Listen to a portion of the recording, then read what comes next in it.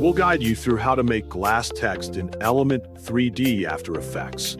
Quick disclaimer, skipping a single step will affect your final result, so you need to follow this step-by-step guide carefully. If this guide helpful, don't forget to like and subscribe.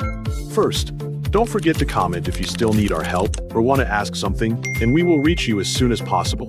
Second, open the Windows search bar at the bottom of your screen. Type After Effects into the search field and open the application when it appears in the search results.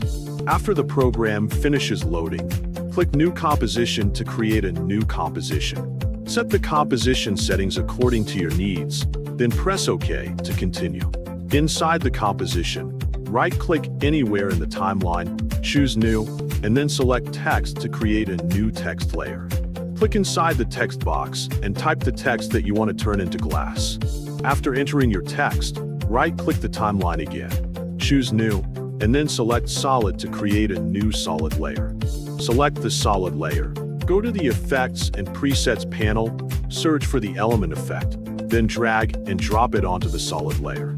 Next, open the Custom Layers section inside the Element Effect controls and set Path Layer 1 to the text layer so Element 3D can use the text as its source. After that, click Scene Setup to open the Element 3D Scene Setup window. Press Extrude to convert the text into a 3D object. Inside the Scene Setup, open the Preset section on the left side of the window.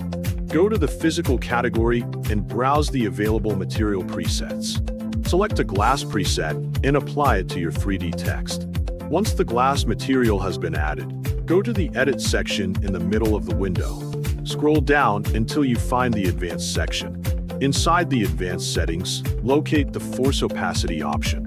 Lower the force opacity value to make the material more transparent and give it a clear glass appearance.